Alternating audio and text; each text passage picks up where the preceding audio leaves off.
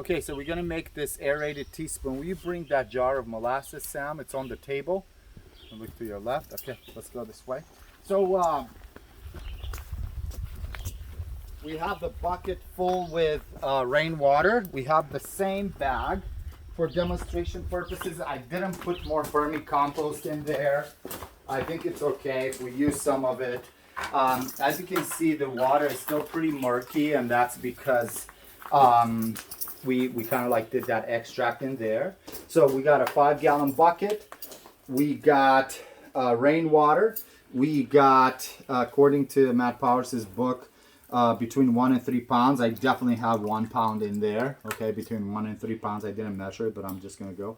Probably it would have been nicer to have a bag, and I do have with smaller kind of like holes in the mesh, so that we don't have a lot of these solids in here, because if we want to do foliar spray, then that's not going to work too well. Okay, let me show it again with this hand.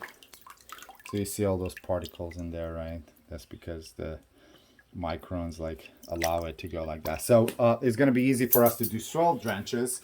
We can either we can even put it through a pump if this was a bigger system, and we will do a bigger system at one point. We have a 250-gallon drum to do it for the entire property probably. Okay, so I need a 5-gallon bucket. I need rainwater. I can use regular water. If you use regular water, let it sit for some of those chemicals to evaporate.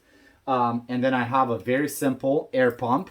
Okay, in a bigger system, as you'll see later, we have air coming from like these huge holes. Anyway, this is a very simple, very inexpensive. What we want to do is to connect it. This is gonna help the formation and the multiplication and the infiltration of good microorganisms in there, good bacteria in there, and we're aiming for a bacterial tea here. We want that air to kind of be all the way at the bottom under the bag. We have the bag in there. I tied it over here.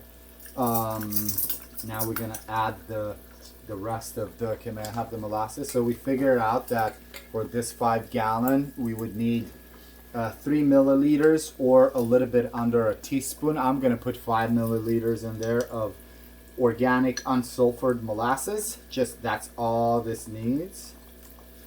Okay. I've also put rocks at the bottom of this bag before. It's fine how it is right now. Let me see. Oh, another thing, we want to make sure that that material is not coming out, because then it's going to clog our watering can, right? I mean, you guys probably had that happen before. So let me see. I'm just going to basically close this all the way, tying it up here so it's still in that place. I think I finished with this. You go and put the lid on this. Go ahead. Okay. Now we have some other good friends that have sponsored us with some product that we looked at, and we're going to use some of their stuff. So according to our calculations and Matt Powers' information also, this is like a kelp mist from Elm Dirt. I really like this. I tried it. We're going to go visit their facility at one point and see kind of like how they do things. It's local. Really 65% women owned. I really like what these guys are doing. I've been using their products. So let's get the measuring teaspoon there. So this is, basically liquid kelp in here. So we are going to do 5 milliliters of that. So it's not like super concentrated, but that's fine. Okay, so I'm putting that in there.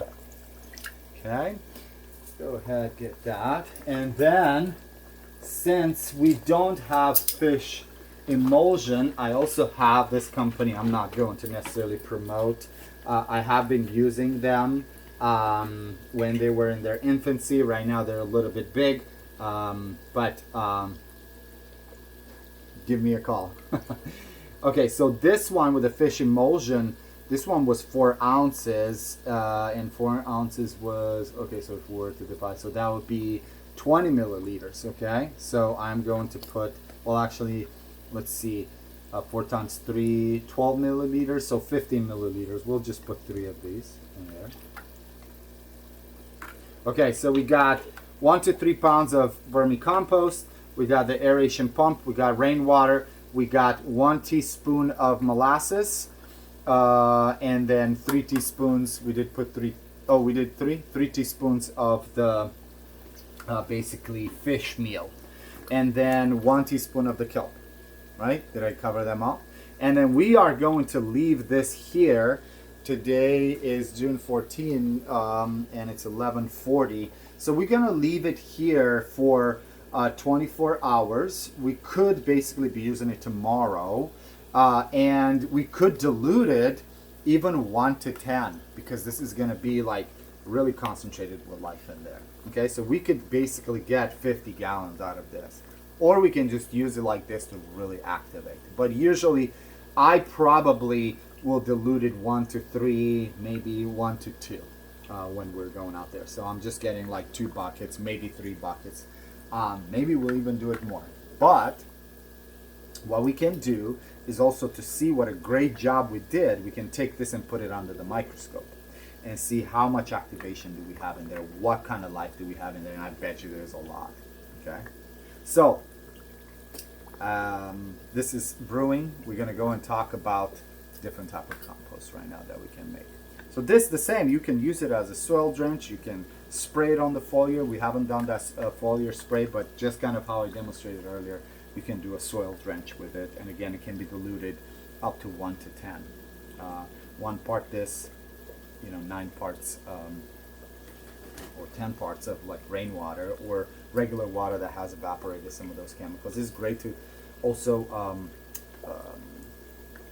test your water to see what's in it. Okay, all right, done.